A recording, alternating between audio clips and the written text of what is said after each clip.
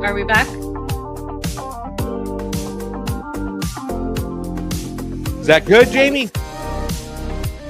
I see X, so It's working. Twitter, formerly X, formerly known as Twitter, whatever the fuck you want to call it. I'm sorry, guys. Sorry, excuse my French. The artist formerly known as Prince. Ow, my eyes. Hold on, sorry. How do I look, ladies and gentlemen? You look great. I've My become mom's so much more excited polite today. What's that? in my old age. I said I've become so much more polite in my old age. Because you've learned that, you know, your nastiness is not appreciated all the time, you know? Yeah, you're right.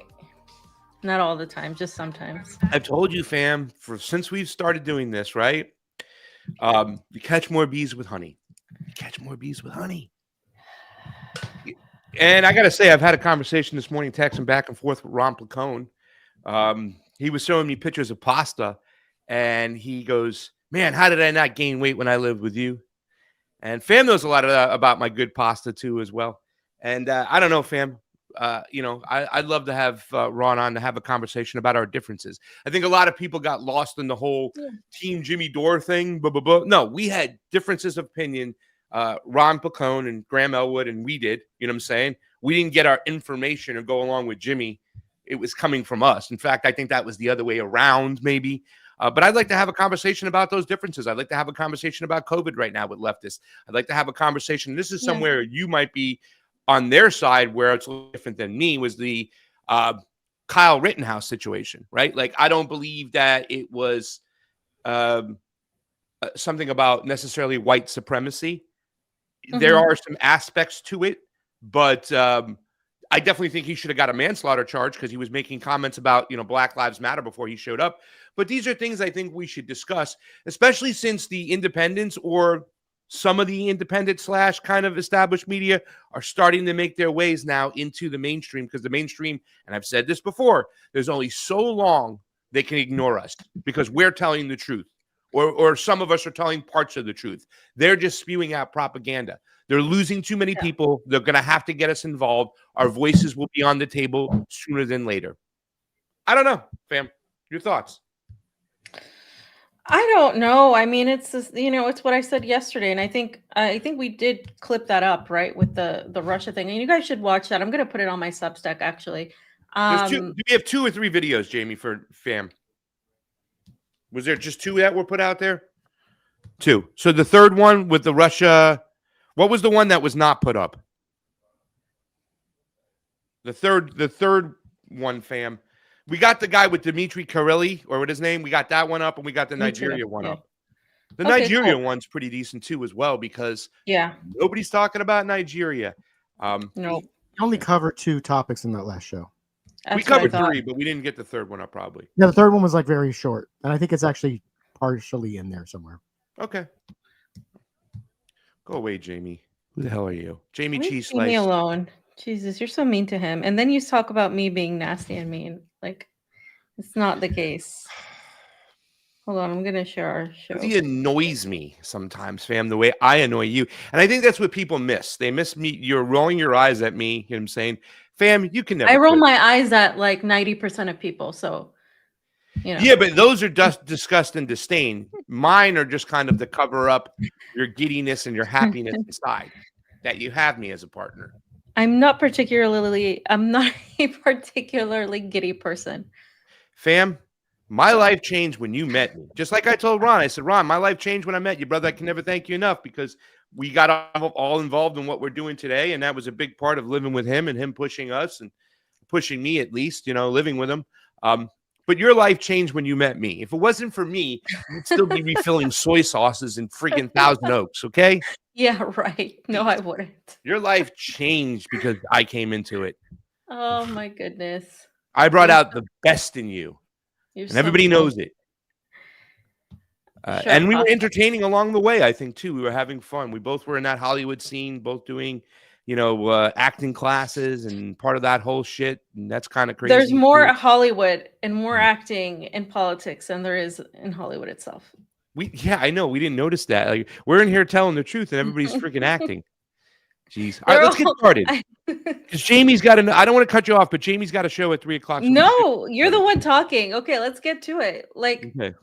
Julani arrived in DC and he was treated like Trump's hoe. He was treated like a prostitute. He was given cologne as a gift. He was escorted through the back door. He did the walk of shame. This is like the imagery I got. It wasn't like respectful. It's the same way Zelensky's treated because he's a puppet and he's a terrorist. Now, the worst part is that I think everybody's pointed out. We have Mamdani, who's being called a terrorist constantly when he's so non-threatening. And then you have Julani, who is an actual former terrorist, who is threatening, is literally just like, oh, but you're our terrorist. You're our guy. And I did say something like, it reminded me of like, an Italian mobster mentality. No offense, Pasta. No. It's okay. I mean, a little bit different. I mean, the Italian mobster mentality too, though a lot of their business was based upon really helping out immigrants that couldn't go to, their local government and whatnot. So, I mean, that is the good part of it. But then there was a lot of crazy shit involved, a lot of murder, a lot of fighting, a lot of innocent people getting dragged into it. So they were ruthless at their time. You know what I'm saying? So I understand exactly what you're saying. But I think there's a lot more to this whole situation because, I'm not going to bury the lead. There was an old friend of mine who used to say, don't bury the lead, get to the point right away. And I think a lot of people are not kind of hitting it on the nose about what this is all about when it comes to Julani coming to town. So let's get right into it, Jayme. What do you got up over there? Let's show the boys and girls what we exactly have over here. Because, let me read the tweet, not just the video. Let me read the tweet. Because it wasn't just about him going to the White House and understanding that, this is a hand-selected guy from Israel and Israel benefited. When regime change takes place, it's more than just resource extraction. A lot of it is throwing the monetary loans on these countries that they cannot pay back. This is something Bashar al-Assad would not give into the West. Julani visiting the IMF. Ladies and gentlemen, he avoids the minor sin of shaking the non-mahram female's hand, but has no issue with the major sin of taking usurious loans that will enslave the nation. May God protect Syria. And now you can play the video, Jayme. This is him walking on in to the IMF, making these deals. Now he's going to get deals. Mr. President, welcome to the IMF. Here you are. So this is what it's all about. Now he hands over his country to the IMF. He takes these austerity loans. They can't pay them back. Then the West comes in and now can legally, without force, necessarily take all the resources. They'll still be dropping bombs because there's that industry, whatnot. And I think Israel wanted Julani in power because it's a double-edged sword for them, right? He also gets to Netanyahu and the government go, oh, these are head choppers over there. These are jihadists, and they can move closer and closer to Damascus. In fact, they've been as close to Damascus as they've ever been, fam. So this is what it's all about. These are the things I think that a lot of people aren't talking about, but it's in my regime change book. They want to take the whole country by storm. It's not just about Israel. The West gets their steak too, fam. They get their red meat. Yeah, well, it's crazy, right? We live in a world where we have an al-Qaeda terrorist who is no longer an al-Qaeda terrorist. And it's not just the United States, by the way. I have to point this out. That has welcomed Julani with open arms. It's also Russia. China has met, has at the very least had conversations. There are people on Twitter saying, well, at least Syria's economy is getting better. Well, they're forcing it to, because the whole reason why Syria was economically unstable was because of the sanctions. It's like it's insane to me that some people online, and there's some major accounts. There was one that is like an intelligence account that says they're an open source account that made a very stupid tweet about how no matter what you think of Julani, Yeah. you know, Syria is actually becoming a democracy. And it's like, what is this? This is like verbatim. And the thing is this has to be approved by all players, right? You have Turkey in the region, you have Israel, you have the United States, and they're basically going in and they're partitioning Syria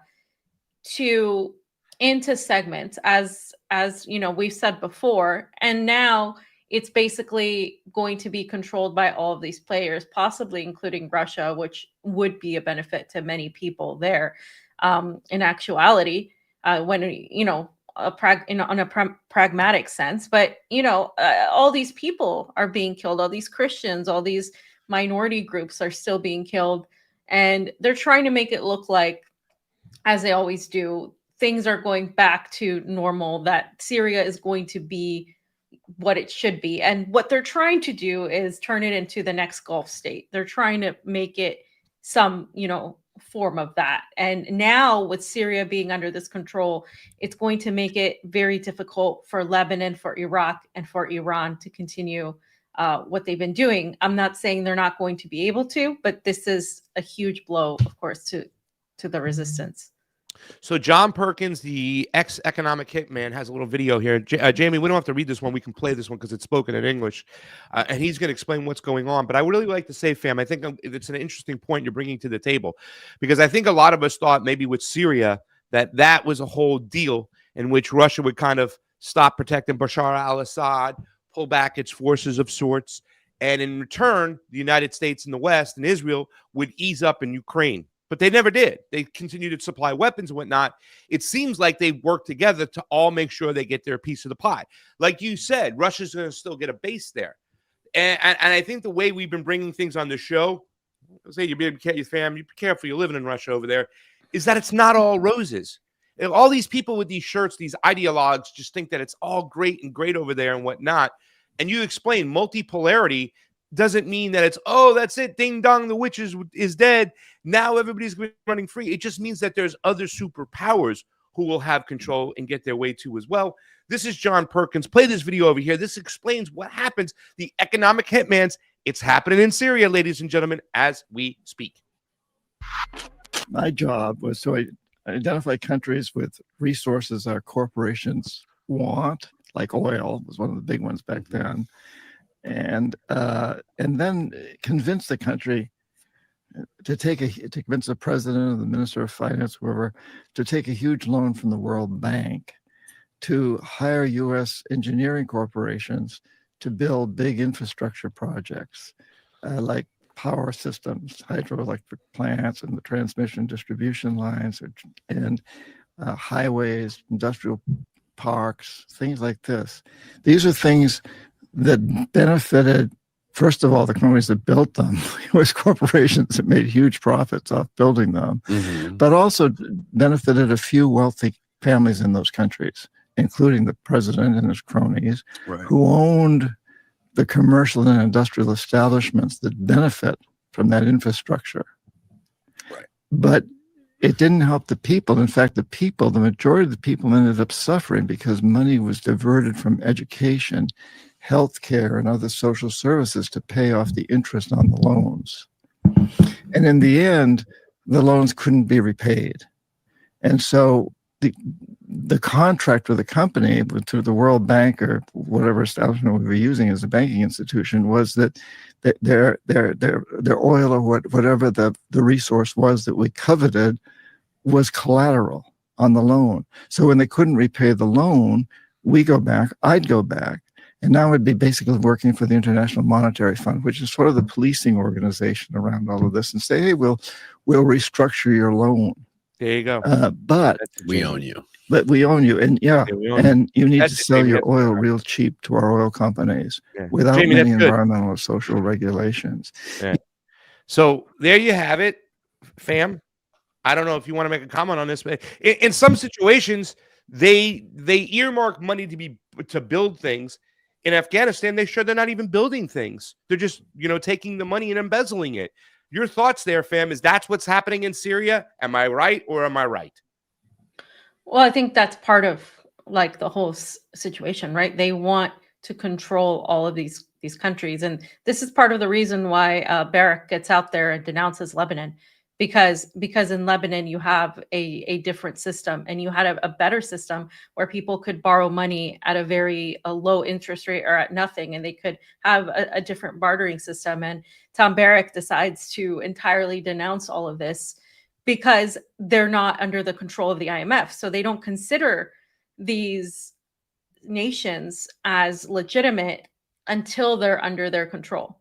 And the same could be said about pretty much any other Western adversary, whether it's Venezuela, whether it's, Syria, now Syria is all good. Everything's great, because now they're part of the system and now we can have hands-on control. So what we're seeing is the encroachment of this. I would call it like a supremacist mindset. And it's not, Zionism is a huge part of it, but it's not limited to that. I think it's more of like a global class that is trying to basically control all of resources. And you're seeing the competitions just like come up. And Syria is a place where you can clearly see that. You can see the Ottoman dream, Erdogan's Ottoman dream. You can see Israel's desire for expansion in Greater Israel, which, by the way, those two are going to have a conversation. They're always kind of like at odds. And so is Russia, because Russia and Turkey are always at odds as well. And then you also have the United States. So you're kind of seeing Syria become a microcosm of the rest of what's happening globally, because that's essentially what's going to happen everywhere, including Africa, including Latin America. And I think, China isn't really involved in Syria, but you'll see China be involved in other areas as well. Yep.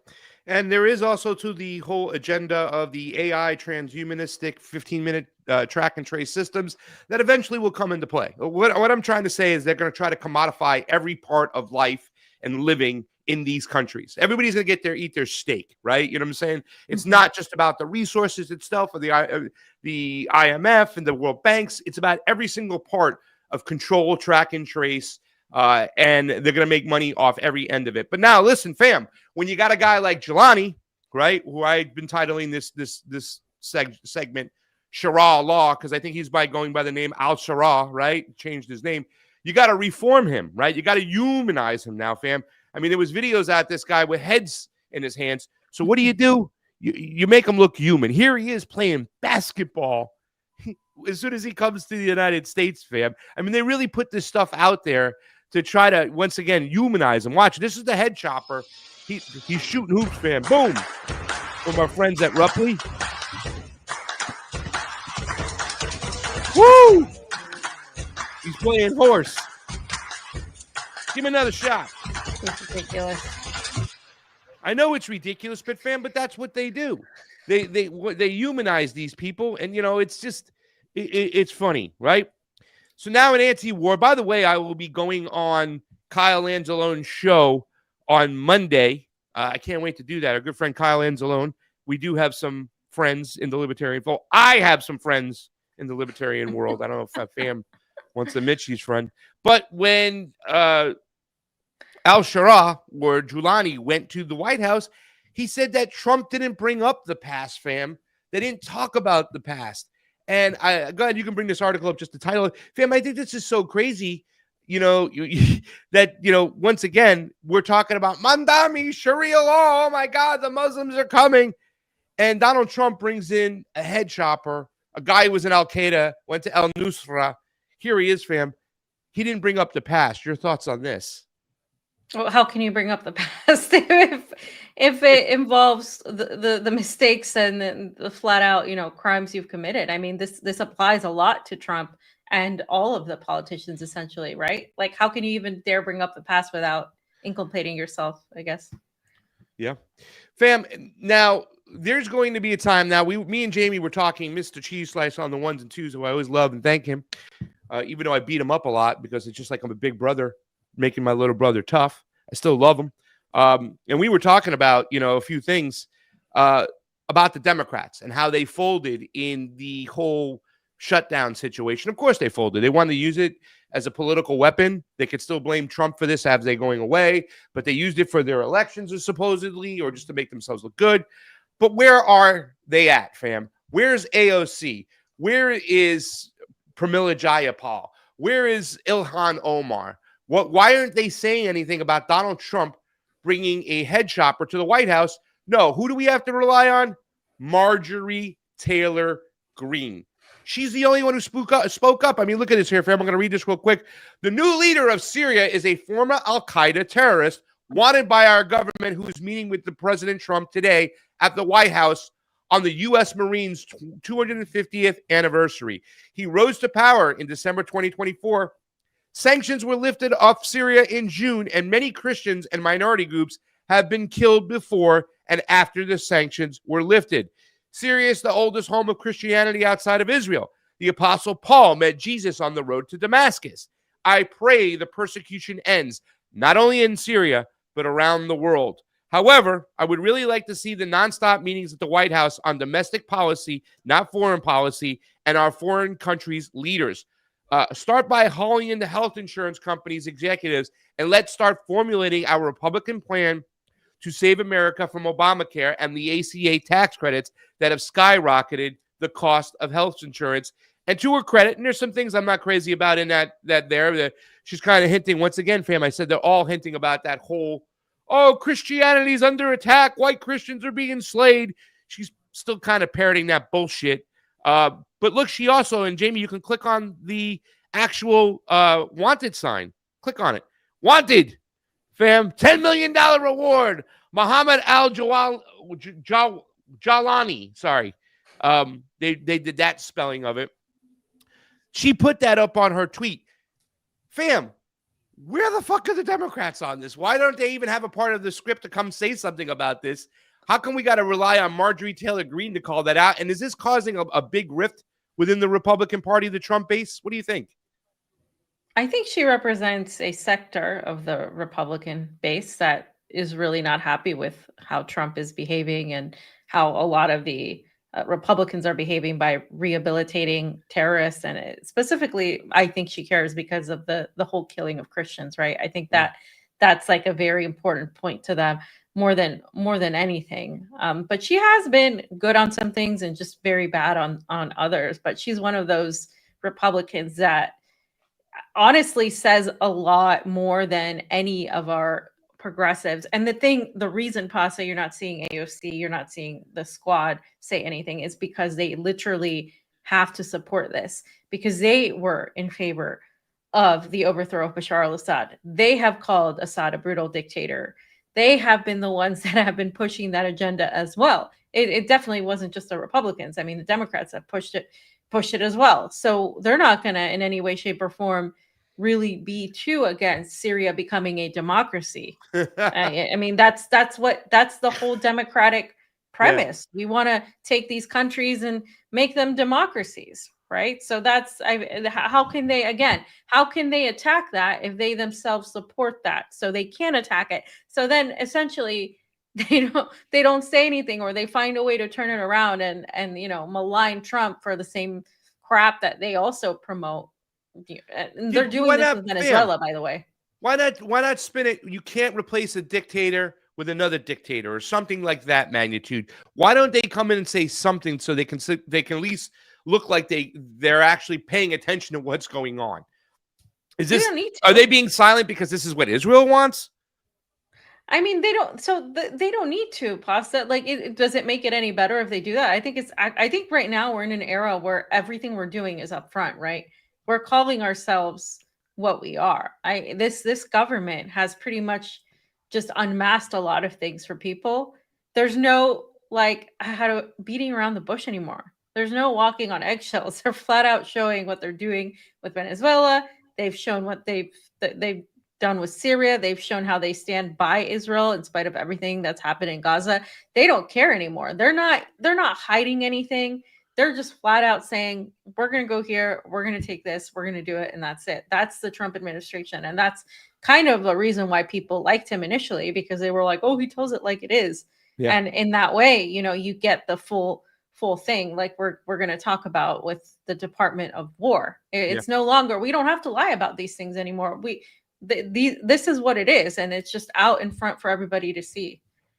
That's what my co-host on my show Drive Time talks about all the time. He goes, at least Donald Trump is like pulling back the curtain and you're seeing the Wizard of Oz for what he is. Fam, you made this tweet. Why don't you get into this over here and explain what's going on with this tweet? What tweet did I make? Oh, so MAGA was right about saying Sharia law is coming to the U.S., but they're too dumb to notice it didn't come from Milquetoast Mamdani, but through the front doors of the White House with Trump's blessing in the form of head chopper Julani and his al-Qaeda gang, because he's not just coming by himself. I mean, all of Syria is controlled by these Takfiri factions, by these, radical, actual terrorists. And they're the ones that every day we're still getting from news. It may not be front and center news, but people are still being kidnapped. They're still being killed. They're still being terrorized in Syria. This is ongoing. And nobody really talks about it because, Syria fell and that's it. And that's all we care about. So now Julani is being paraded the same way Zelensky was, with his little, and in fact, he's better dressed than Zelensky because he doesn't have to play nicer watches. War general of sorts. They're dressing him up in a suit and tie. But remember that saying, you can put lipstick on a pig. Well, that's essentially what we're seeing unfold here. And I further talked about the fact that he is kind of being treated not necessarily with respect. I don't see him being treated in the same way that a normal politician would. He's not coming in the proper doors. He's not being given the protocol of respect. So, he's dispensable, right? He's not somebody that they're looking at as an equal. And this goes for pretty much anybody out there, any government dealing with him. Fam, look what Jayme just put up there. That was pretty cool. That was a cool meme. Fam, any chance we get to kind of belittle or talk down about Brian Mast, I'm going to take advantage of it because I think he's one of the worst pieces of scum out there, right? The way he's been justifying the bombing of women and children. Our good friend Kevork Almassian, if you can still see if you still can't see what's happening between Julani, the U.S., Israel, after this photo shoot with Brian Mast, then honestly, even God himself won't even be able to see you. And here he is. You can click on some of the pictures of Brian Mast there with Julani in the White House, fam. Right? And it's kind of crazy what you said. When Zelensky's an actor, he gets manicures, pedicures. He's got no dirt on his nails, so they have to play up the whole outfit, whatnot, you know what I'm saying, and put him in fatigues and make him look military-wise. Julani was the opposite. Julani's got a dirty, disgusting past. So they got to play down on it and put him in a nice suit with a nice watch. It's all theatrics, ladies and gentlemen. It's in front of your PR. face. Right? Yeah, it's PR. It's like they're managing their talent essentially, and they're creating a narrative and an image. And this is why I said there's much more theatrics and video production and acting and politics than there ever was or is in Hollywood, because these people are creating entire characters that are basically just that. That includes the majority of people in Congress, the majority of people in politics, and the majority of things we hear on a day-to-day basis about who's doing what and what's happening. So much of that is just not genuine. So much of everything we're seeing is theater. And I'm not saying that to say that nothing is real, but a lot of it is not real. A lot of it is just distractions, psyops, to get us all to be riled up, right? I think that's a huge part of it. Yeah.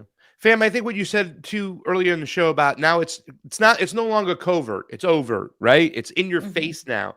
And Donald Trump can do it. Here he is again. Hey, the guy, he's had a rough past, fam. He's got a rough past. Here's your president, ladies and gentlemen, saying, hey, the guy, he just to chop some heads off. So what? Come on, forgive him. Here we go. Our president, you guys. Then joining the NTI. Yeah, you can expect some announcements on Syria. We want to see Syria become a country that's very successful, and I think this leader can do it. I really do. I think this leader can do it. And people said he's had a rough past. We've all had rough pasts. but he has had a rough past. Move and off I the think, thing, Jayme, frankly, so we if don't he see the didn't have a rough timer. past, you wouldn't have a chance. He gets along very well with Turkey, with President Erdogan, who's a great course he leader. does.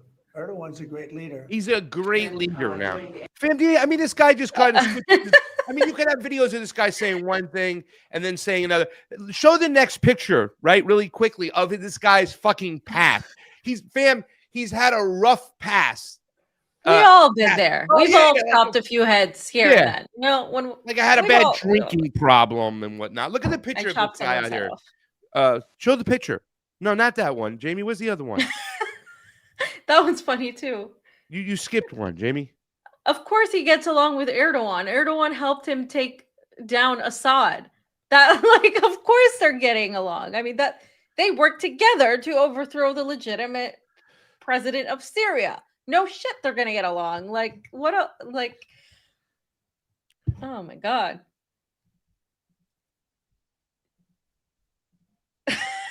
Jesus Christ. I mean, there it is. Right? When we Now say head you can show chopper- the picture of some of it. And this is good because there he is. There's Julani. Now you see where he is today. Now, Jayme, show the picture of the red hats.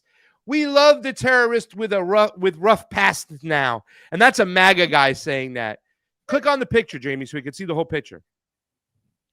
It's the copium. Oh, it's okay. It's the- all right. We have blue MAGA and red MAGA, and they're all brainwashed. Now you love terrorists. Now you Aw. love the Islamic jihadists that are going to impose Sharia law. Now you love them. Like, I mean, it's just the jokes write themselves. Like every day, I swear to God, I wake up and I'm like, where am I? Like, what reality is this? I didn't sign up for this. I really didn't. No. It's insanity all The around. marmot, every single fam. day. It's the fucking think it's more Al-Qaeda than the is marmot. good now. And I'm so happy that came from somebody with a big following right now, and a MAGA following of sorts, fam. I think we laid it out perfectly now, the way the public is perceiving this whole situation, the way the government is trying to redress and rebrand. Once again, you talk about the rebranding all the time, fan. Here it is. They're rebranding Julani. What's really going on, the way the IMF is going to get their grubby paws all over things, the way Israel is going to be able to move closer to Damascus, and also, too, as well, the military-industrial complex. The United States is now, conducting operations trying to remove Al-Qaeda or ISIS or whatever. Now, I think it's ISIS in Syria. I get them mixed up at time to time because one week they'll be funding them and the other week they'll be going after them. They're like the bad guy, the way they do this. And they're making hand over foot. And Israel wants Syria to give them their airspace so they could use it to go attack Iran. So that's another thing that's happening as well. I think that we laid it all out for you there, fam. I don't know if there's anything else you have to add to this, but I think we put it all together for you people out there to see what's going on. And I just would like to end with the fact that I'm going to say this is not a one-off. It is not a separated situation, a singular situation. This is the West's behavior. Take it away, fam. This is all connected. I mean, everything that's happening right now could only happen with the fall of Syria. You can only see the United States threatening Iraq. And I think that's where we're going to next, actually, even before Lebanon, because they want to weaken Hezbollah. They know that they really can't with Hezbollah. The Israelis have failed time and time again with Hezbollah. They've been attacking southern Lebanon. So they're going two ways about it, but they couldn't have done any of this without Syria falling. So whatever people feel happened, things had to have been agreed upon for Syria to fall that way. And of course, a lot of this has the involvement of Mohammed bin Salman, of the Saudis, of the Gulf states, which were their whole existence is literally to take any sort of protection and support and allegiance to Iran away, to isolate Iran. It is written not just in multiple texts from Israel's plans, but it's also pretty much been laid out for everybody to see at every turn. The Saudis have betrayed the people of the region, and they're not the same. Just because they practice one form of Islam or call themselves Arabs or whatever, doesn't mean that they have the same mentality. And people like Julani are much closer to people like Mohammed bin Salman. And, Mohammed bin Salman was also involved in these Epstein emails that we're going to talk about. But yeah, it's all crazy. So, fam, you said Mohammed bin Salman. Guess who had a picture of Mohammed bin Salman on his wall in one of his locations? Who, fam? Jeffrey Epstein did on Epstein Oh. Island. Oh, it's all connected. And taking it back to one of the first leftist groups to talk about Epstein, right? Where people were telling me at the Bernie Sanders diner, guys, why are you talking about Epstein? Like, you're helping Donald Trump out. And there is something to say to that. We weren't helping Donald Trump out. We were trying to expose the ruling class and their connection to these groups. And Epstein, I think it's very clear that either he was a Mossad asset, worked for the Mossad. That is very, very clear. I think that he also was an asset of the FBI and the CIA. He definitely was an asset to intelligence across the board. They all work together. So to say he was not an asset of one and not the other, in other words, what he did for the United States apparatus, you know what I'm saying? And also, we've heard from people like Ray McGovern, who said that, the Mossad has something on every member of Congress. He was a part of that, Jeffrey Epstein. But we were some of the first to talk about it on the left. And here we are coming full circle. I will say this much, fam. I was wrong to think that Donald Trump wasn't as involved with Jeffrey Epstein as the Clintons. Maybe he was. Obviously, we knew he ran with Mickey Cohen and all these groups for a long time. That was one of Donald Trump's mentors. And he was Jeffrey Epstein before Jeffrey Epstein. That's Mickey Cohen, right? Or Mickey Khan, or whatever you say, how you say his name. But he was definitely all part of that apparatus. So we're coming full circle now, fam. And I'm saying, ladies and gentlemen, I'm going to give you a little bit different perspective. Everything that we're seeing right now with this whole Tucker and Nick Fuentes thing, the way Candace is going on, the way Anna's kind of going on CNN now, and they're bringing these people into the fold, they understand that the eyes are going to go toward kind of matriculate towards the truth. In other words, the propaganda of the mainstream media is not enough to keep people's attention anymore. Those people are dying. They're old. They need to get a hold of new audiences. So there is something being planned. I don't know what it is, fam, but this kabuki theater that we're seeing planned, the ruling class behind the scenes is going to try to take advantage of it and pit us against each other somehow. They want a civil war more than anything else. They want us pitted against each other. They want us looking across at our neighbor and not up at them. So what we're seeing now with this Epstein stuff is very, very suspicious in my mind, fam. They were able to keep a lot of these emails quiet. And I don't know if they're manufactured or just kind of created to spew a narrative. And then, people are talking about the way Elon Musk kind of pointed out Donald Trump was involved with these things, fam. But I'm curious to hear your point of view of what's going on. It's safe to say across the board, whoever they put on the right or the left, the Republican and the Democrats, there's going to be connections to these elites and these oligarchs, fam. Yeah, so I think this is an extremely calculated and manufactured move. I don't think any of this is actually being released in a genuine nature. When we talked about Epstein literally years ago, as Pasta said, nobody really on the left wanted to talk about it. And that didn't include, I'm not just talking about the socialists and all the actual leftists. I'm talking about like liberals too. Like they didn't want to touch it, right? The moment they could capitalize on it and use it against Donald Trump is the moment we've been seeing a lot of this trickle out. Now, this started with a article somehow that Ryan Grimm's rebranded, Intercept funded, Drop Site News put out. And somehow they get these leaks. Now, myself and a good friend of mine, we found an article that was 2 weeks older than that one, where they clearly got a lot of this information out. And in that article, it goes into a deep dive into how Lavrov and Putin even had conversations with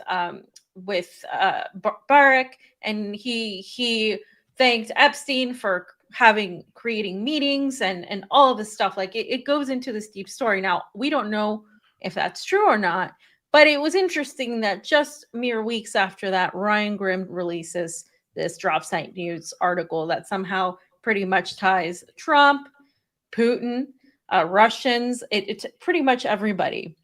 For me, when seeing all of this develop, all I see is just another distraction, another psyop to pretend that we didn't know this is true. Like the big story from Drop Site News is that Jeffrey Epstein was part of Mossad. We have been saying that Jeffrey Epstein is a part of Mossad for years. Like, this is not breaking news.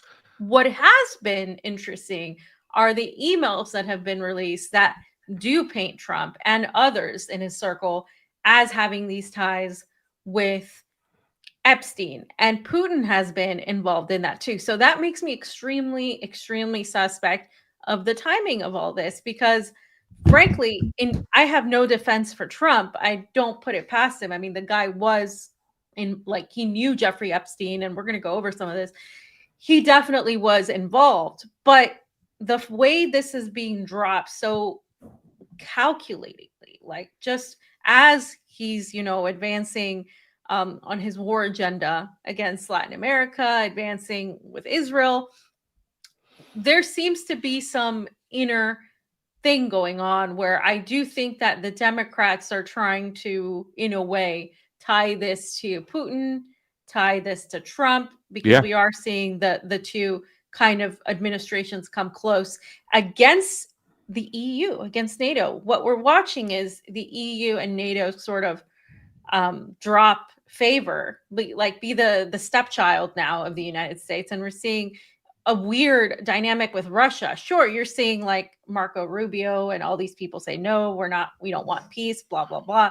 But when it comes to back channel communications, this guy that I told everybody to watch, Kirill Dmitriev, has been literally having conversations and pointing out these specific relationships and alliances with the Trump administration. So I find all of this extremely suspect, because a lot of this stuff isn't surprising to us, because we covered Epstein pretty deeply when all of this was going. So yeah, Jeffrey Epstein he was so well connected to pretty much every key figure.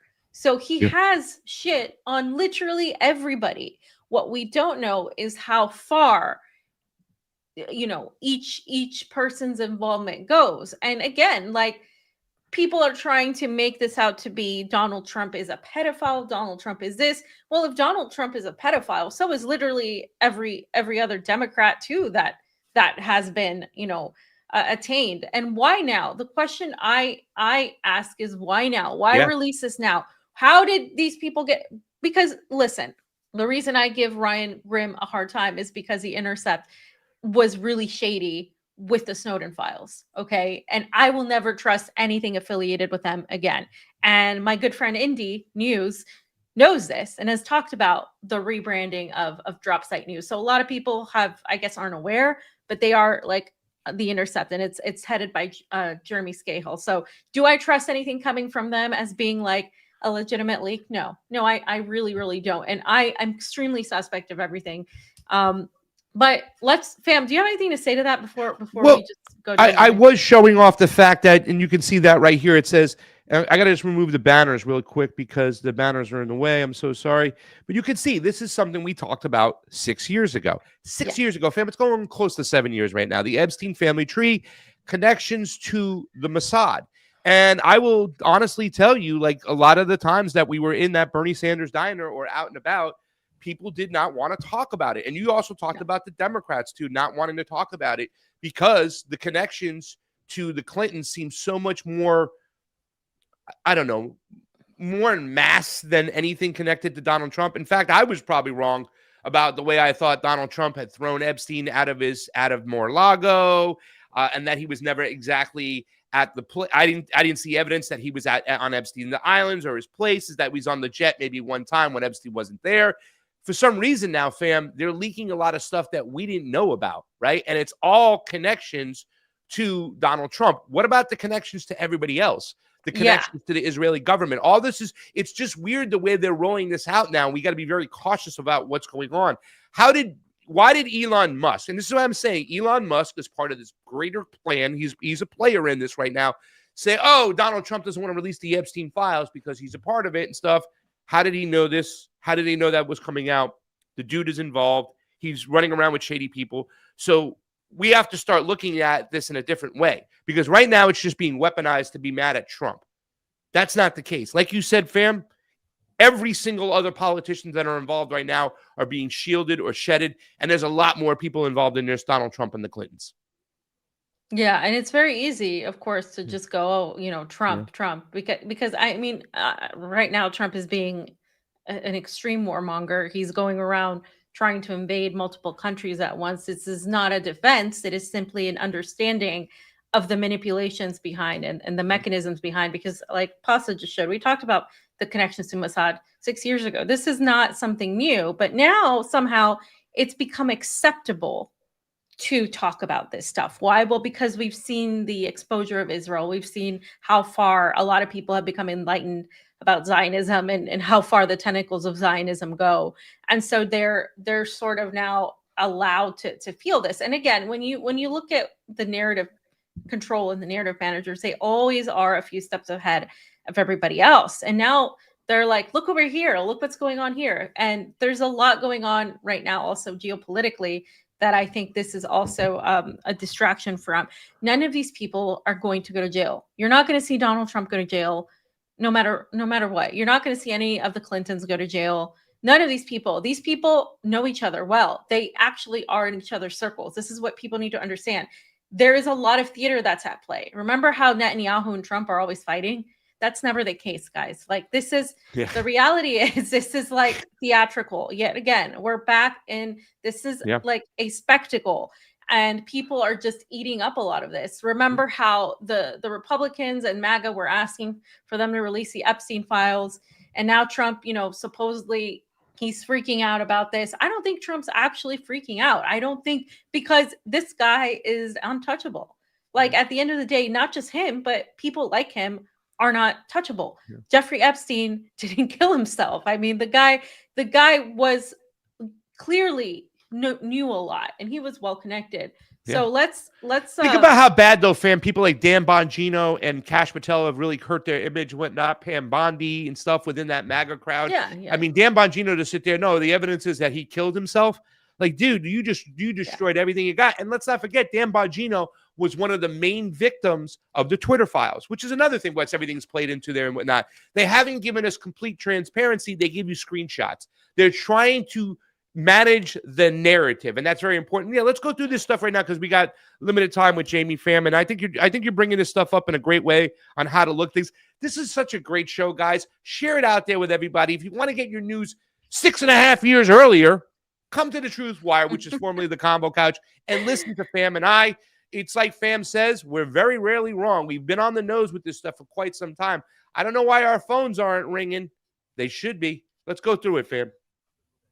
So just really quick, you guys should just read this article. I'm not going to go through it all for the sake of time, but Jeffrey Epstein, in these text messages that have been revealed, claimed to have intimate knowledge of Donald Trump's views in text with Bill Gates' advisor. And so he, in these emails, in a lot of them, this is just one set of them. In a lot of them, he positions himself as like a connector, right? It's almost like he's like the PR handler. He's like, oh yeah, okay, let me see who I can talk to get you a meeting with Lavrov. You know, let me see what I can do. I'll message this guy, and then, you know, somebody goes to him and is like, oh, thank you for making that happen. And it's like this. He's the connector. He's the guy that like connects people. And in many ways in my life, not comparing myself to Jeffrey Epstein, but I have done that before, where like just the way he like communicates and like is like, oh, let me see if I can get you to meet this person and you can have a lunch and blah blah blah.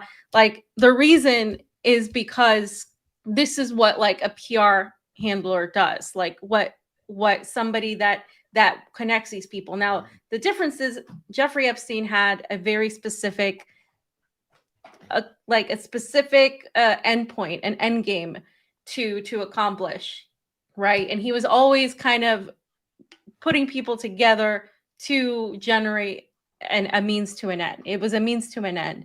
And that is a very, very dangerous person, because at the end of the day, you're going to have a very nice roster. Now, by the way, I don't believe the bullshit about the book that was randomly found on eBay. Like, guys, come on. That's just odd. Um, that somebody would claim that. There's literally zero evidence that that happened. But this is one instance where Jeffrey Epstein really had intimate knowledge of Donald Trump's conversations. By the way, Bill Gates was supportive of him now, but before he was supportive of the Democratic Party. So I find that very, very interesting. If you can pull up the next one, Jayme. Again, this is another Here we article go. that basically talks about the timeline of Donald Trump and Jeffrey Epstein's relationship. So now you see how the Rolling Stones, which tends to be a liberal leaning outlet, there's now a whole timeline. Why wasn't the timeline of the Clintons dropped? Like, why aren't we seeing the timeline of everybody else? Now we're just supposed to know that Donald Trump is the one that has the main relationship with Epstein. Is that what we're supposed to figure? Like, what we're supposed to focus on? So Management. remember narrative. when it doesn't help that Donald Trump plays into this, because if you guys recall when Donald Trump was asked about Epstein, about releasing the files, he was like, "Are you still talking about Jeffrey Epstein?" And he got upset, and Yeah. and like they play into it, right? So what you're going to see is a lot of the MAGA say he's being targeted. They're trying to go after him, that Israel is doing this, fam. That's the other narrative, that Israel is the one that's taking this information and throwing it on Trump. Now, why would Israel do that when literally this administration has been the most beneficial to Israel? Maybe Trump, they're saying that Trump doesn't want to deal with them anymore, that Trump wants to stop the relationship with Israel. So therefore now they have him by the balls and they're threatening Trump. That's what Candace is saying. That's what a lot of MAGA is saying, that he's being threatened. And therefore this is what's happening because Israel is behind this whole thing, all pointing to Donald Trump. What do you make of that? Well, it's kind of interesting that we're talking about this right now because there's a lot of people, even people saying that, yeah, they know for a fact that Trump is scared of Israel. Well, how long has he been scared of Israel? Yeah. He's been in bed with him for a long time. Like we talked about Mickey Cohen and all these people and how the ties for so long. It's obvious that he was in there to cover up for them in certain ways and to advance their greater Israel agenda. I mean, he's certainly doing that, but I don't believe he is actually scared of Israel or the Mossad or anything. I believe he was a player with these guys for quite some time. It's been years and years and years and years, which he's known that they have stuff against him, and he's been their puppet for quite some time, right? And I don't think it's just necessarily Israel by itself.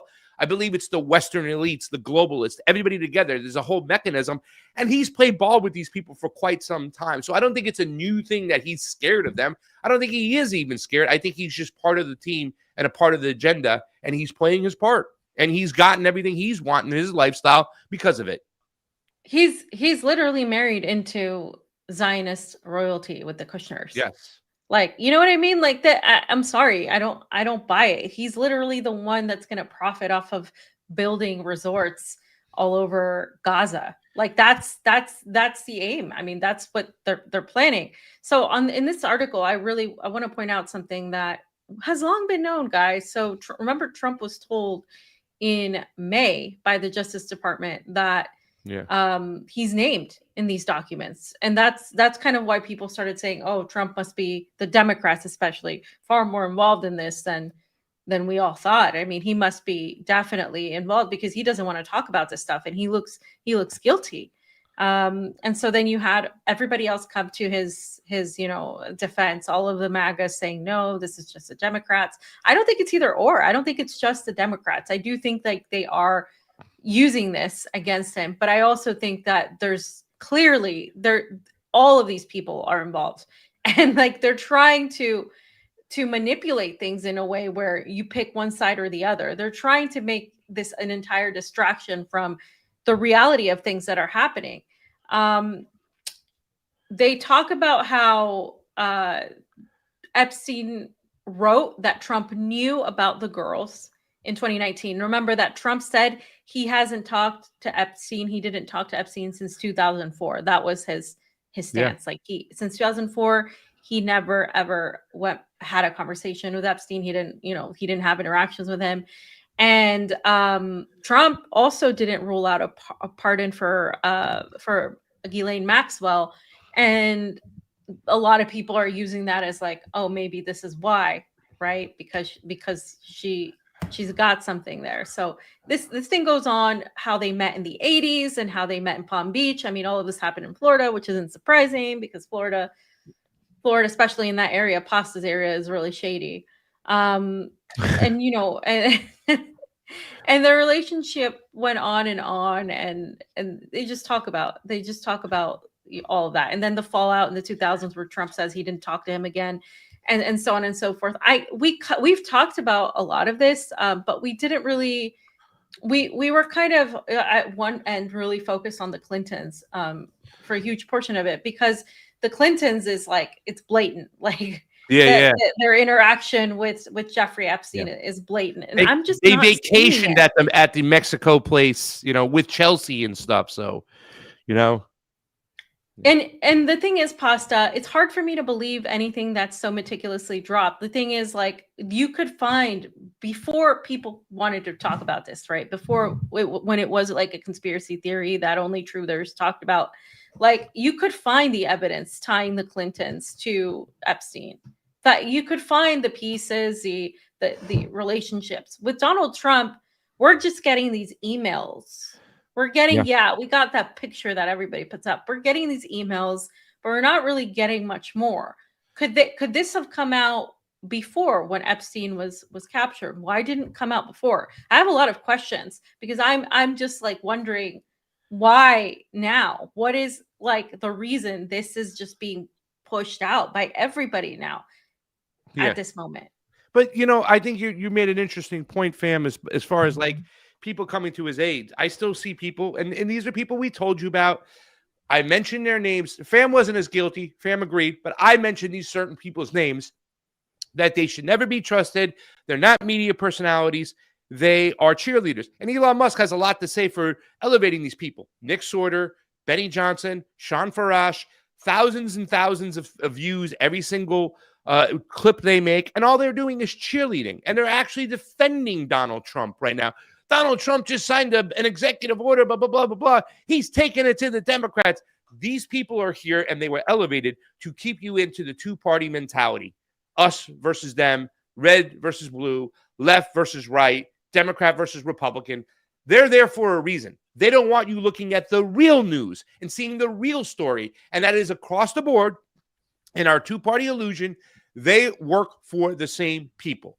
The narrative management is coming from both sides. They're protecting the same people. I've said it before, and I'll say it again. There is not a difference, an iota, an inch of separation at the end of the day for the objectives of an AOC and a Donald Trump.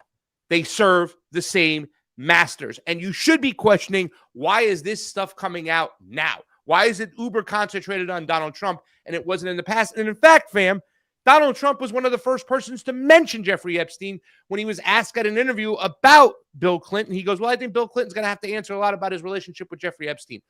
Why did he bring it up? Why would he bring it up if he was so heavily involved himself? He would stayed away from it. And that was back in the days, and here we are today. Yeah. And again, could Trump be as involved as it seems like he is? Sure. I mean, I don't put it past any of these people. They're all wealthy, perverted, sick, like all of these words, right?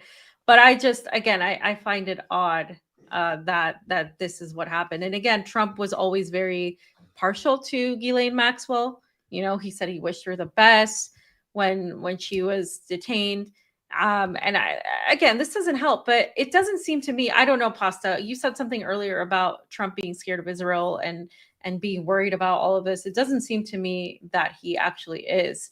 It really seems to me that there is an attempt to make Trump a victim on one end, right? Like, Trump is a victim of Israel. He's a victim of the Democrats. He's just a victim. That's all Trump is. He's just helpless, like a helpless little lamb. And on the other end, there's like the attempt to blame everything on Trump, to have Trump be like the monster. And it's always been that.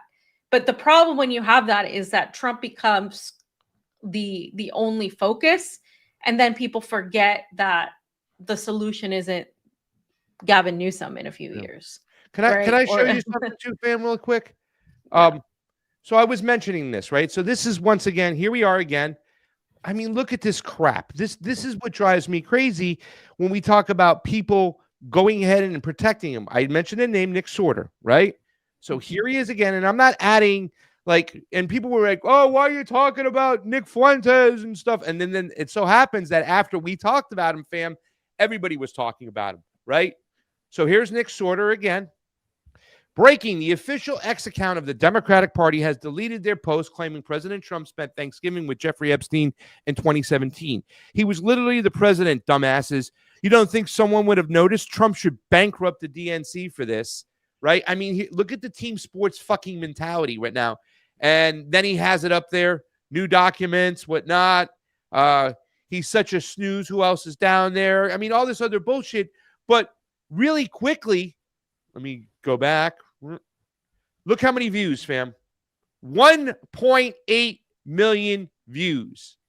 1.8 million views. They are trying their hardest to keep us in this two-party mentality, and he's part of it. This is why I'm saying you got to listen to media. Look at what we get. We get censored, demonetized. Hey, Elon Musk, if Donald Trump was so part of this whole thing and you're trying to expose him and act like now he's your adversary, why are you still elevating these voices?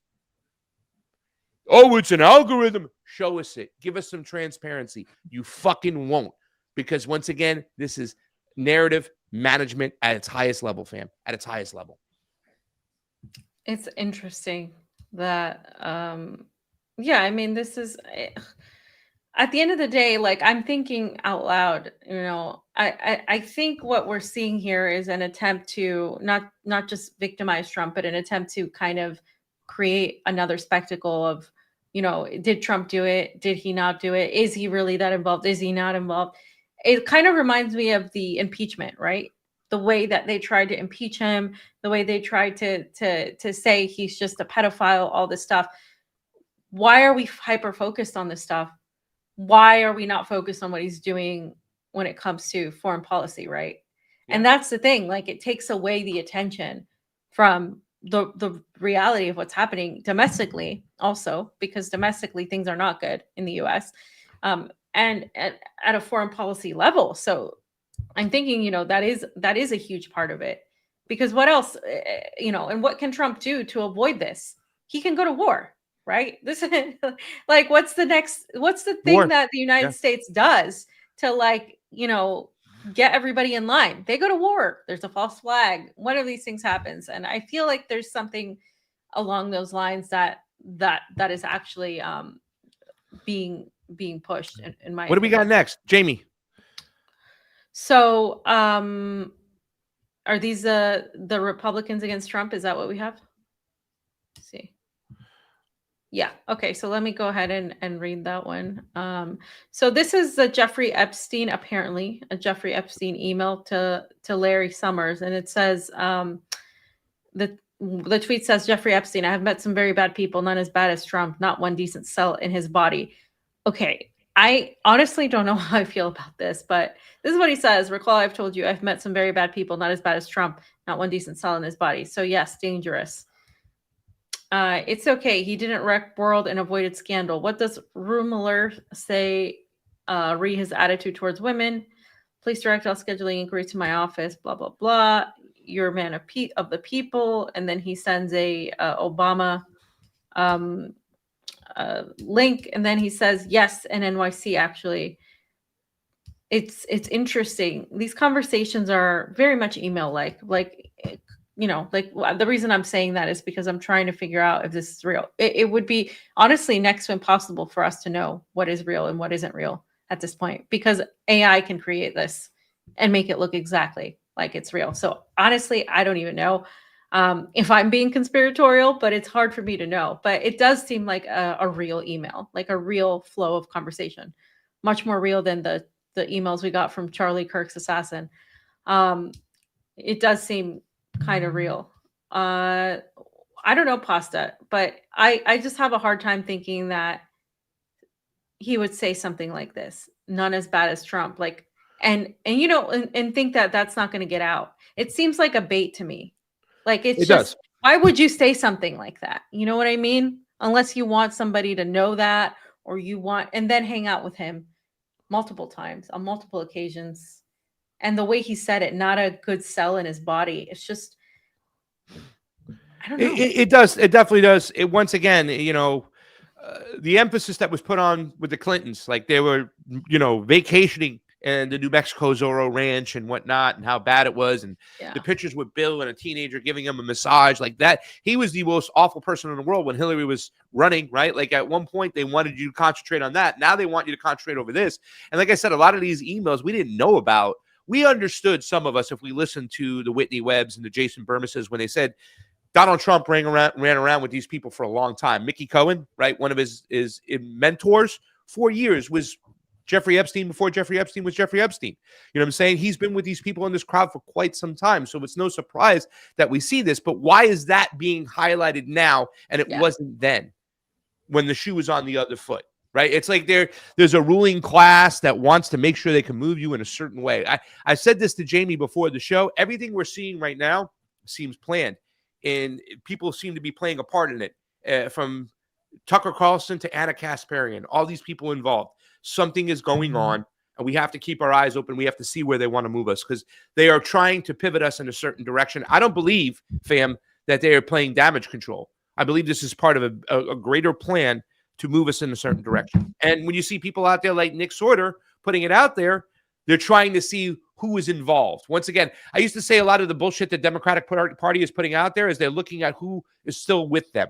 Where's the low-hanging fruit? Who's going to still follow along? And they can identify these people. Well, same is being done on the right.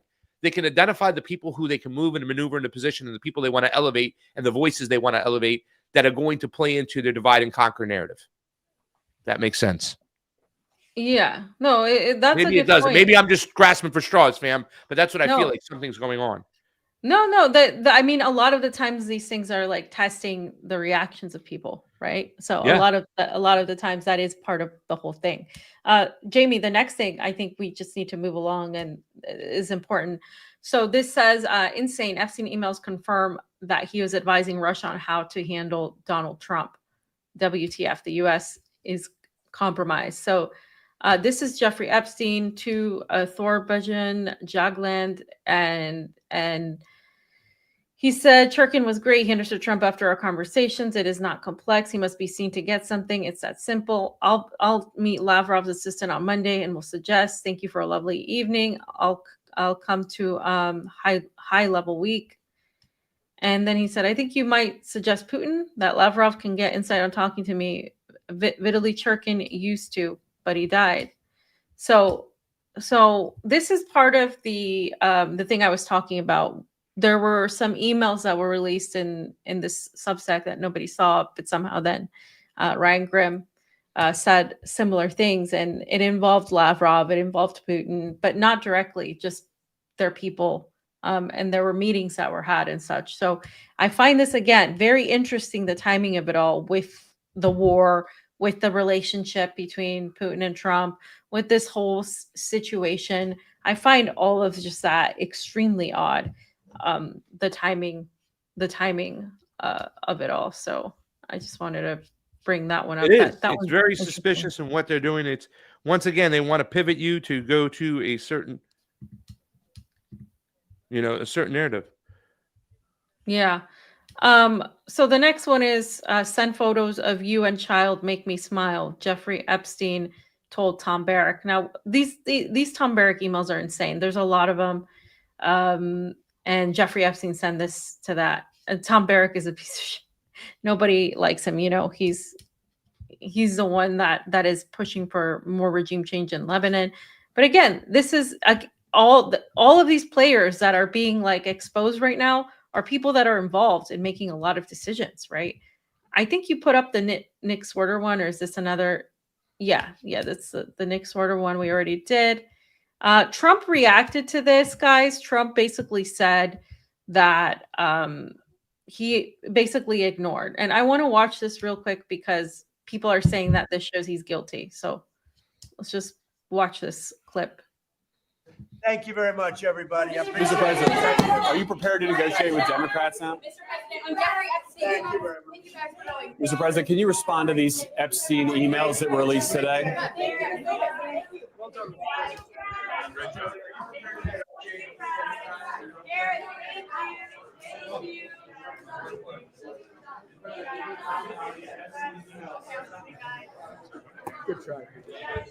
Thank you.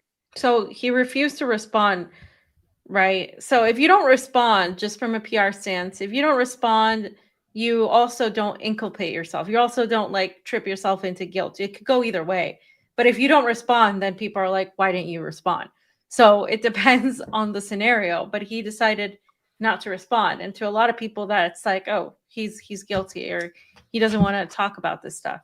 You know, he doesn't want to deal with it. I don't know. Like, honestly, like it doesn't help him, in my opinion, not talking about it, because normally he's the kind of person to be like, I have nothing to do with this. This is absolutely, ludicrous. Why isn't he saying that, Pasta? Why do you think he's not talking about it?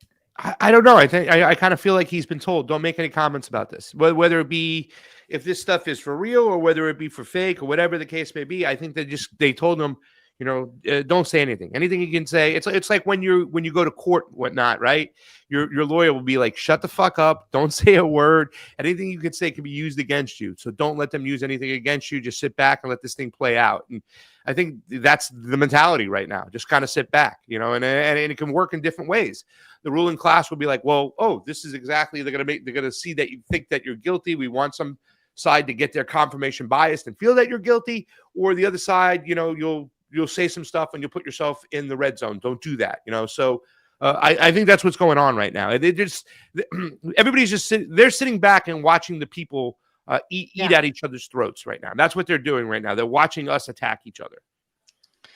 So a lot of people went after Megyn Kelly because of this response. And I think a lot of the things that these people do, whether it's Megyn Kelly, whether it's Nick Fuentes or these people, is to get a rise out of people. So this is what she said. Let's listen to what she said in regard to Jeffrey Epstein and the pedophilia. As for Epstein, I've said this before, but just as a reminder, I do know somebody very, very close to this case who is in a position to know virtually everything. Not everything, but virtually everything.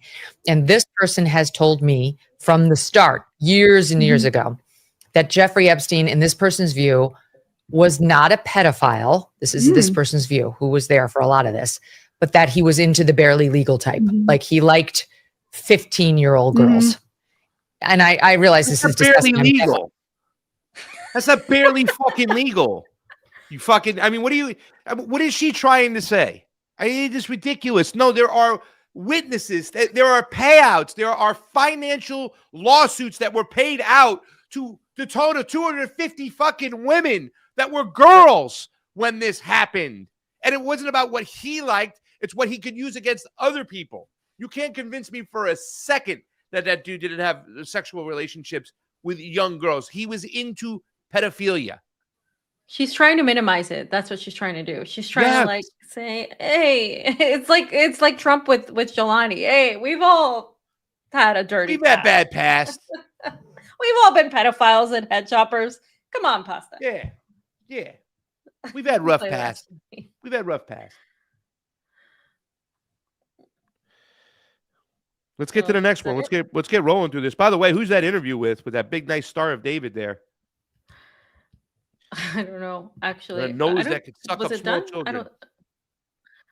All right, that's okay. We can move on from that one. So Candace Owens is the next tweet I want to show. Yeah, blackmailing Donald Trump in broad daylight, fam. The slow release of the emails is intentional. Now he will give them whatever they want. See, I do think that the slow release of the emails is intentional. I don't necessarily think that Trump is actually being blackmailed, because it seems too controlled for that. She says, for those who struggle with context clues, they equals Israel, who Jeffrey Epstein worked for. This is how our nation is run. So she's saying this is all Mossad. And that's been what she's saying about everything lately. And, Mossad like hacked my computer, earlier. Like it could be, I don't know. But the thing is, again, we're seeing Trump be played the victim here. Like Trump, poor Trump, he's threatened. They're blackmailing him. This is what Mossad is doing. Mossad was involved with Epstein. That's a given. But is Mossad behind this? I don't know. I'm not convinced that that's actually the case, to be honest. Nope. And the making Donald Trump a victim is just getting nauseating at this point. He's run with these people for a long time, guys. A long time he's been in their circles. Like we said, his mentor, right? Come on, guys. This is the shit part about Candace is why I'm saying, and people are praising her and stuff like that. And, you know, and we didn't get a chance to debate the other day. And we were kind of talking about apologies long overdue. Is it real or is it fake? And I think that, you know, I can't speak for Matt Weinglass because I love my boy and his thoughts are his thoughts. But I think we might have been at odds when we're saying that is her apology genuine or not? Oh, you know, because she says that right out of the bat, she goes, I don't regret voting for Donald Trump, especially when it comes to comparison to Joe Biden or Kamala Harris. And then she goes in, but this is not what I voted for. That's fence sitting, right? That's bullshit. You should have said, I deeply regret voting for him. I deeply regret telling anybody to vote for him. He's not what we thought he would be. This was the wrong fucking move. You should have spotted that before he was running. But once again, these people play into that lesser of two evils mentality on the right, and that's what they're doing. She is way off, and she's way off with this right now. I don't know why she gets so much attention. Why does she get so much attention? Because that's what they want. These are voices that are being elevated for a reason, ladies and gentlemen. They are, and also because she came to a 180 from being a pro-Zionist, and because she already had an audience that was right-wing, she's getting a lot of the right-wingers to be, you know, anti-Zionist. But the reasons they're anti-Zionist are completely different than an anti-imperialist being an anti-Zionist. So, you know, it's like you can accept it. You can be like, okay, this is good that she's telling her audience that Zionism is bad. But at some point, you're going to cross a road where you diverge because there are differences. And that's kind of how I feel about libertarians, Pasta. We will agree on some things, but there'll be a point in the road where we diverge. And that kind of happens with a lot of people because you're never going to agree on every single thing. But, you know, we need to begin to kind of unveil a lot of the controlled, I would say the controlled, not even controlled opposition, but I guess controlled opposition, controlled mechanisms that are being used to manipulate people, because it's not as simple as someone just saying something that you agree with and that being the case. I think this is probably where I fall the most, the post that I can most relate to how I view a lot of this, because for me, this is kind of just the moment that has been designated as the safe moment to release a lot of this information. There is no way in hell that I believe that this was just an organic leak that somehow had zero intention behind it, that just happened out of the blue in the world we live in. That doesn't happen. Okay. It does not happen. So let me read what Whitney Webb said, fam, and then I want your take on this. Sure. So she said, my feeling is that now it's safe to release the info that Epstein was really a sex trafficker as a side gig and was mainly an intelligence asset of Israel and the US. That's a very good point. A sex trafficker as a side gig and the US, a big time financial criminal on behalf of transnational capital. I would argue transnational organized crime disguised as transnational capital, and an arms trader, because the people he was helping have stolen so much of America's wealth and have taken control over so much of the government. That is why even admitting the truth beneath of the scandal and operation doesn't even seem to move the needle. Criminals are in charge and they run both parties. Okay. They run both parties, guys. It's not just Trump. It's literally both. They have created the infrastructure for neo-feudalism enforced by technology and are herding us into the corral. Opt out of AI, digital ID, and the surveillance state that Epstein Associates built now because we still can.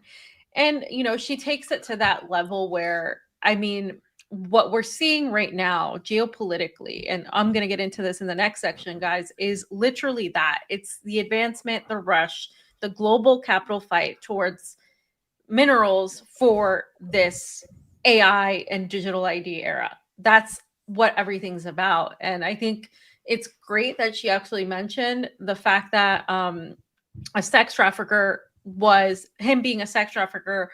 Yeah, he might have been a sick man and all of that, and a pedophile and all of these things, but it was a means to an end as well. It was what gave him it was a weapon to be used against everybody else to commit sort of deals and transactions that aren't just monetary, but they're transactions of power.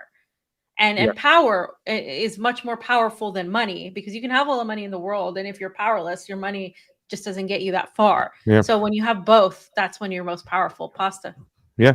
I just also want to put her comment down below. Also, the people who smeared me on this and last year for pointing out JD Vance's Peter Thiel connections and why Thiel is bad, and also shaming me for not trusting in Trump, should be eating their shirts right now after these recent releases.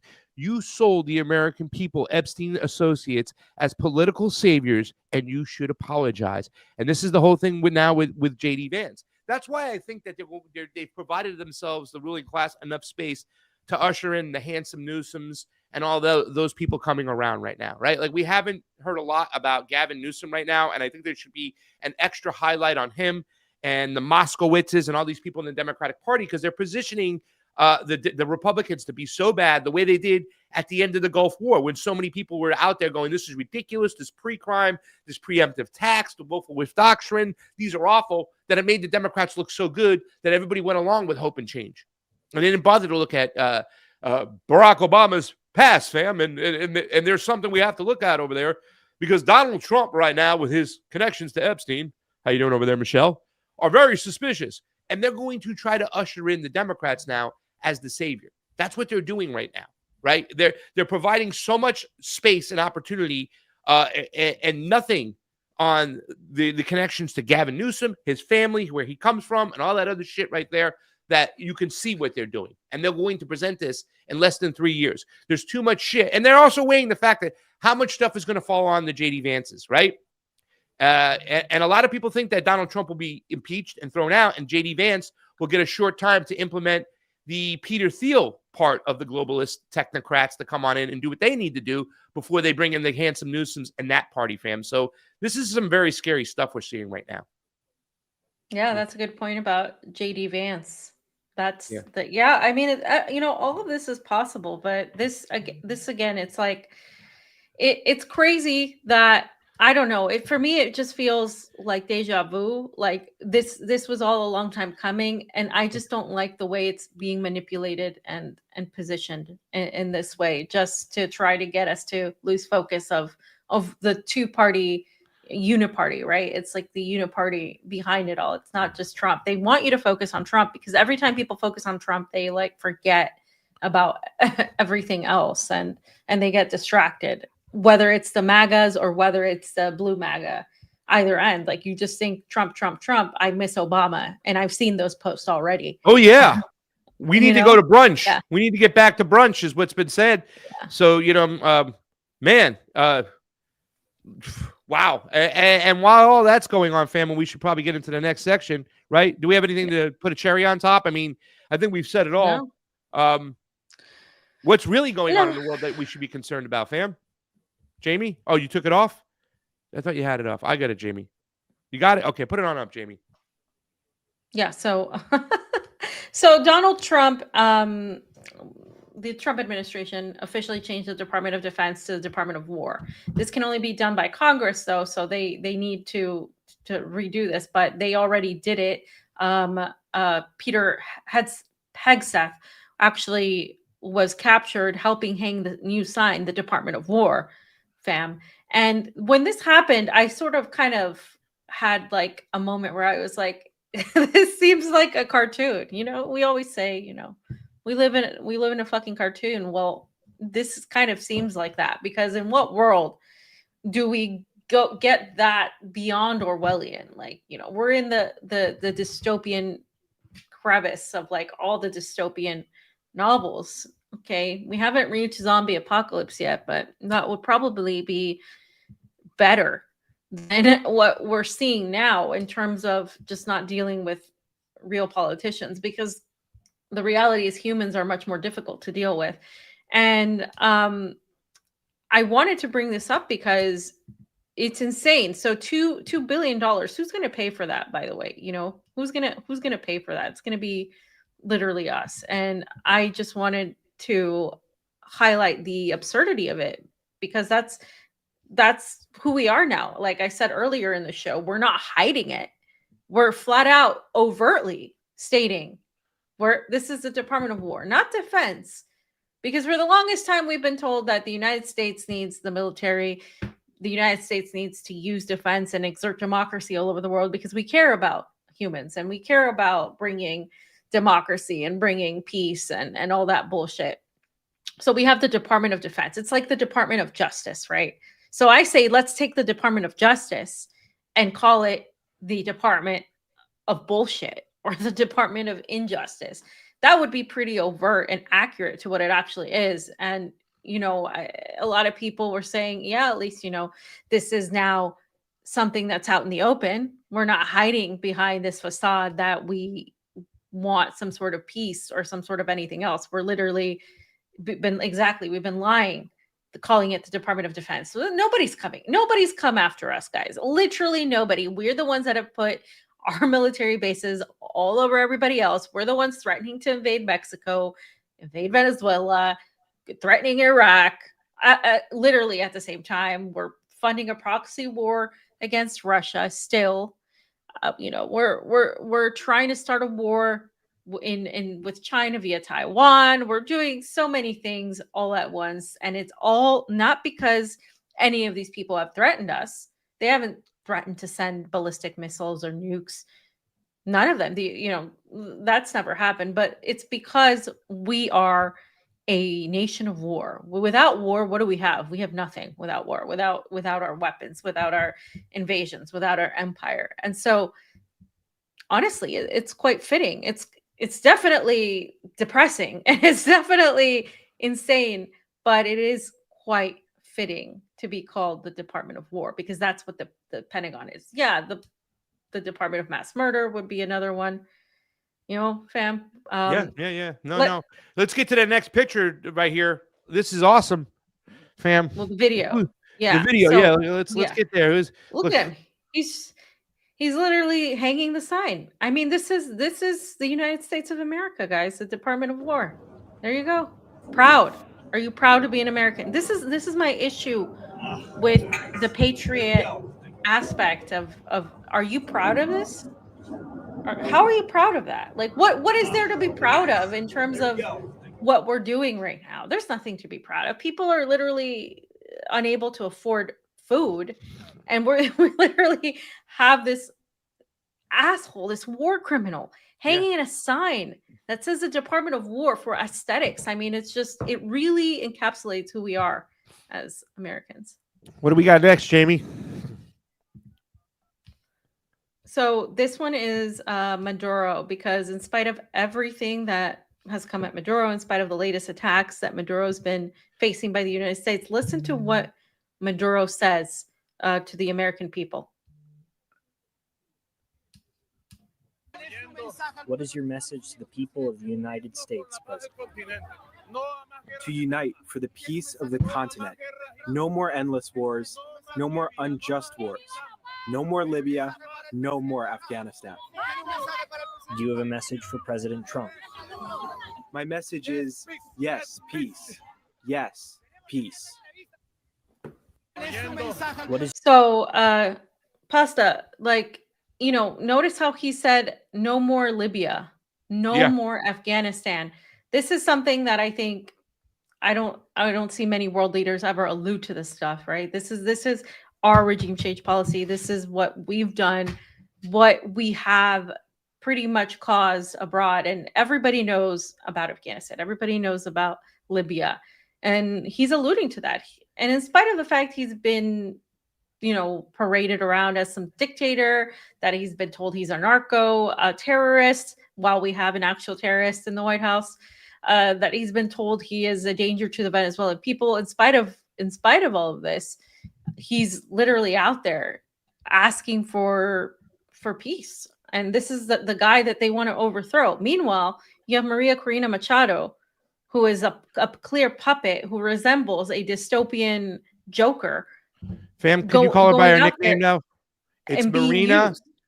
Let's call her by her nickname. I don't mean to interrupt, but it's very important. We are calling her Marina Coronavirus Machado. Okay, Marina Coronavirus Machado, because she's got that coronavirus face.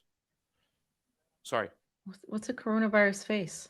She I don't just know. looks like a Joker. She just looks like a villain from a movie. I mean, I just feel like every day it's just like,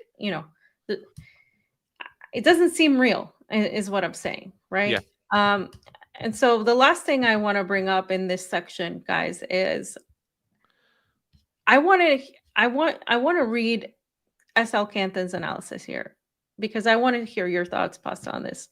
Okay. Because a lot of people had a very negative reaction to his analysis, as did I, as others who have been to Venezuela, because I don't think it was necessary to say this, but I do think there's some valid understanding as to what the other side feels. So he talked about Venezuela, and he said, I've been to Venezuela and Colombia. As much as I hate the idea of Trump bullying Venezuela, this was around 2012, so that was roughly 13 years ago, when Chavez was a leader and the GDP per capita was 3 times larger than today. Even then, Caracas was depressing for the most part. Malls were full of cheap stuff, parks were boring, and museums had virtually nothing interesting. Poverty, while not the extreme kind, was ubiquitous. The people I worked with were well-educated and perhaps upper middle class people, and they were unhappy with socialism or whatever the system was. I mean, this is just written just like terribly. Compare that to Colombia, which probably had much higher inequality, but there were beautiful things to enjoy. Fancy malls, great restaurants, nice museums, awesome dance clubs, etc. The important things in life. So what I am trying to say is that if Trump invaded Venezuela, don't be surprised if a lot of people there welcome it. And then he showed a picture of him in Venezuela with, an upper class Venezuelan, because Chavistas look very different. And he said, most people are not driven by ideology. They don't care if it's called socialism or capitalism, or if their leader is standing up to imperialism. They just want to have a reasonable life. When a Venezuelan sees how people in Brazil, Mexico, Colombia, etc. live, she wants the same. There's no glory in poverty, paraphrasing Deng Xiaoping. Just to say the obvious, if I say an event A is likely to happen, it does not mean that I am rooting for the event to happen. I am an analyst, not an ideological cheerleader.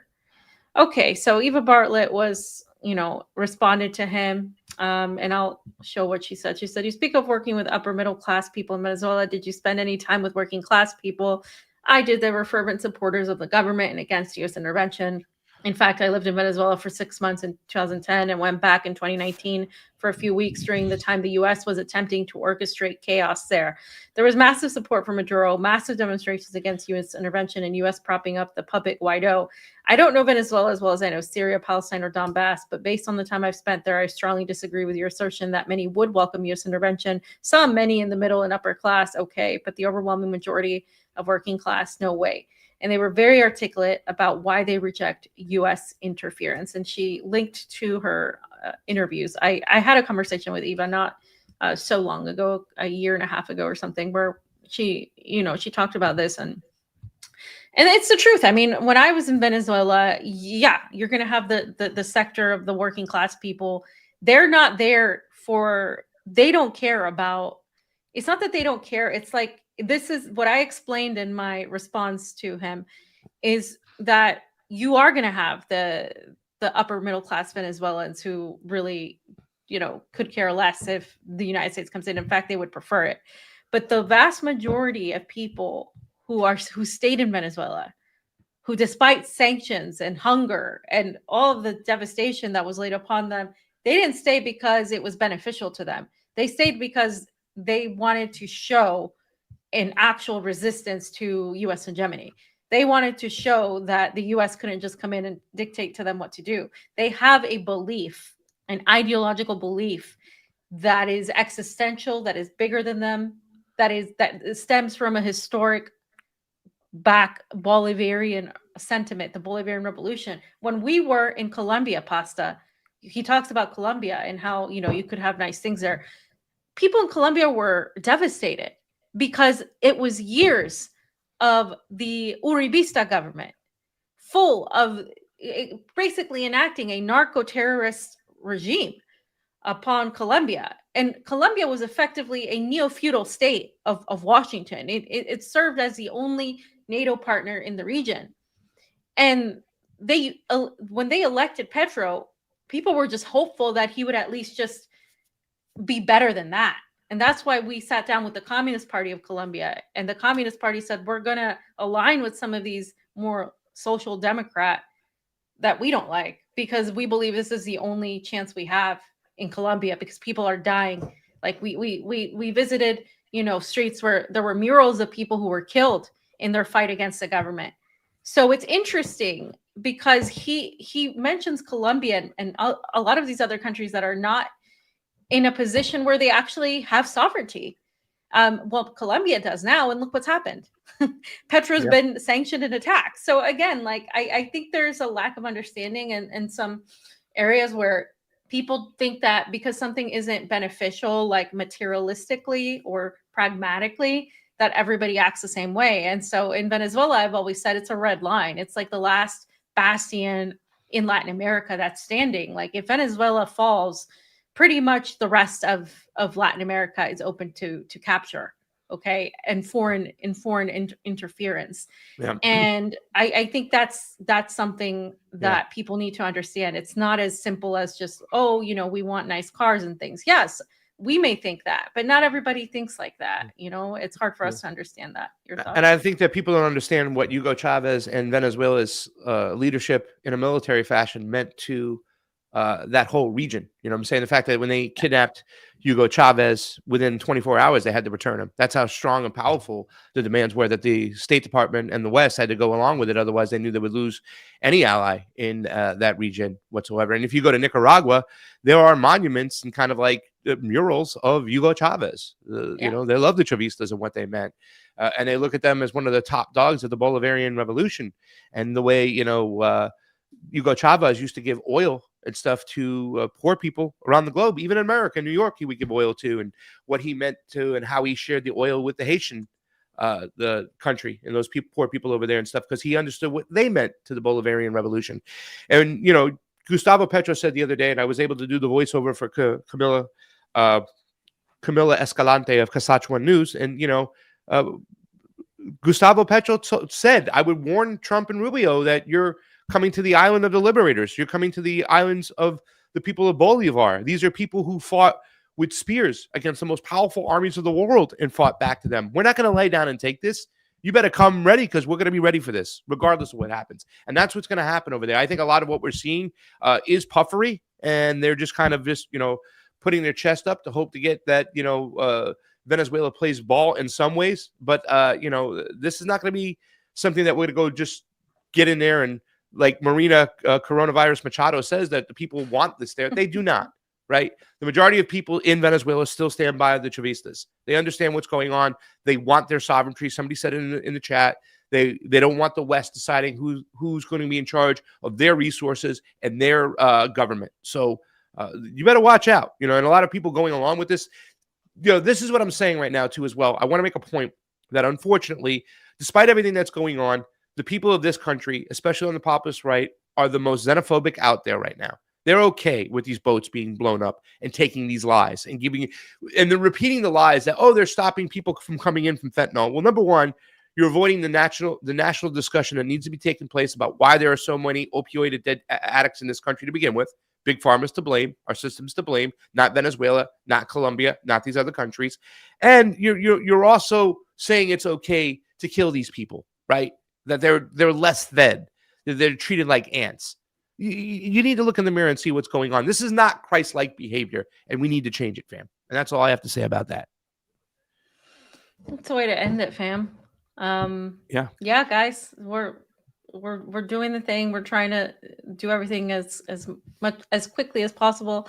I'll be in the U.S. again for Thanksgiving, so I'll be over there. I don't know if I'll catch pasta or not. Hopefully, I get to catch pasta. We'll catch each other and stuff like that. We got some other stuff in the book we're not talking about right now. We're going to see what we can do. But all the ways down below, fam, make sure that you get with Jayme, and let's get with CheeseSlice and get your ways they can contribute directly to you, your PayPals and all that other things, your Cash Apps, so people can send you some love. Somebody will ask me about it, and I'm like, I don't even know what it is. but I do. I didn't want to give it out without your permission. But please, let's get that updated, guys. And any ways you can help us out, we do deeply appreciate it. We've been doing this for quite some time, and like a lot of people have been noticing that they're seeing a lot more of us. I have fought back my health issues, and I am feeling amazing. And I just want to do more of the work that we've done before. And I couldn't be prouder and more happier to have Fiorella as a partner out there as we ride or die in this situation. And bringing you this news, like we showed you 6 years ago, it was almost close to 7 years ago. We were talking about the stuff they're talking about now. I think we've done a good point.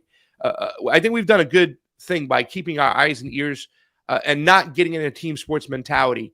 And that has not clouded our judgment. And we've been able to bring you information out there with a unique perspective too, right? Like the fact that we are connected to a lot of the Latin American solidarity people, that Fiorella has been doing shows and has, Vanessa and Eva as a resource over there, and gone to Iran and gone to the Donbass and gone to these other countries and stuff, and seeing those perspectives. It's very, very important. So please help us out in any way you can. That is the Truth Wire for today. For Pasta Jardula, Fiorella Isabella, and Jayme CheeseSlice on the ones and twos. Remember to love your neighbor. Truth out, everybody. We'll see you next week. Have a good weekend. Bye, guys.